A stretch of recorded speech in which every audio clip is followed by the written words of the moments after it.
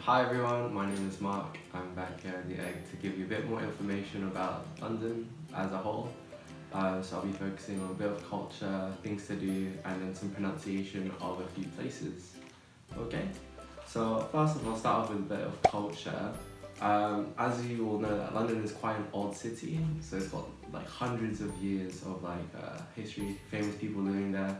So one thing that the English heritage has made is what's called the blue plaques, and these are a series of signs all over London which showcase very famous historical figures and if they've lived there and for how long. And so basically there's over 900 of these plaques throughout London, and it just showcases who's been there, who's living there throughout history. So a few notable examples would be Karl Marx, the communist revolutionary writer.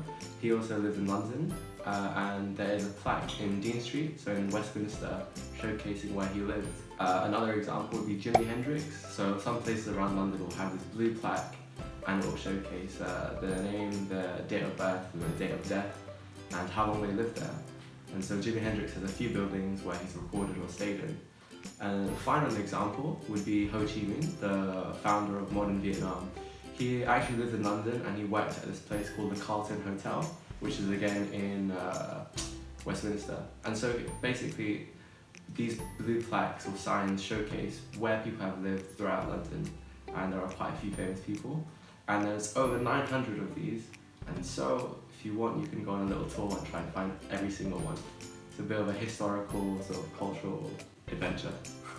Another part about London is things to do, and I would really recommend going to sort of street markets or market areas in London. So I've got two main ideas in mind. The first one is Camden Town Market. Now Camden Town Market is located in North London, and it's quite a famous place, especially for the music scene and its fashion scene. So Camden Market is a really interesting place. They have a lot of concerts there. They have this Dr. Martin boot room, which showcases free live performances from several artists. And then the market itself is a culmination of different things. So you have loads of food markets, food traders, and even fashion. So there are loads of little market stores showcasing jewelry or anything like that. So if that's all you're interested, definitely go to Camden Market, because you can find pretty much anything really. You can find jewelry, you can find raving gear if you're really interested in disco or something. And the second one is Brick Lane. Now Brick Lane is, first of all, it's located in East London. Brick Lane is famous for its Bangladeshi community, and so they brought all this food from their country, and now it's famous for curries. And pretty much the entire street is just covered in different restaurants showcasing their curry. So it's a really good place if you want to get a curry. Another thing that's quite famous for is vintage shops. So they sell vintage clothes from previous years.